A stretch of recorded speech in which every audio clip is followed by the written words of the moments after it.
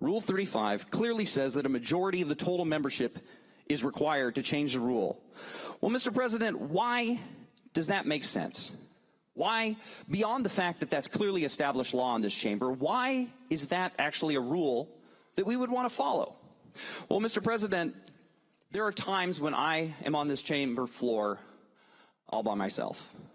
We have cutoff days, and they go very late into the evening, and I wait ever so patiently as our code revisers and our committee staffers work to collate the hundreds of bills that are passed out of committee at the 11th hour right before our cutoff, our committee cutoff. And so I'm here all by myself. It's just me and whomever I select as the presiding officer. In the past, that's not been the lieutenant governor, because oftentimes that's 11 or 12 o'clock at night.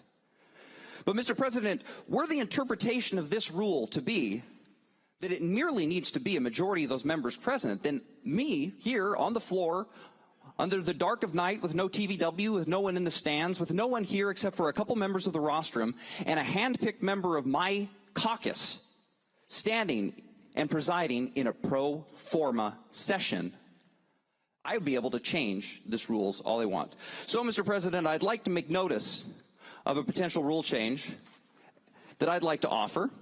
I'm not saying that I'm going to be doing this anytime soon. I'm just saying that at some point, while I'm here late at night moving bills in a pro forma session, that this particular issue may be adopted. Mr. President, may I read? Senator. Thank you, Mr. President. In Rule 7.1, Conduct and Members of Officers, I seek to amend the final section. It says the use of cellular or digital telephones is prohibited within the Senate chamber during the floor session and within hearing rooms during the committee. And then I would add the section, all business of the Senate session, all business of the Senate shall be conducted in sweatpants. I personally think that would be great. I also would say that we can't go to the rostrum in Rule 22 except for during a vote, except for the purpose of obtaining a refill of a steaming mug of hot chocolate from the secretary.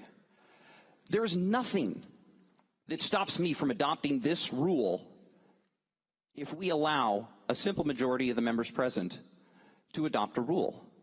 And that is the sheer absurdity of thinking otherwise.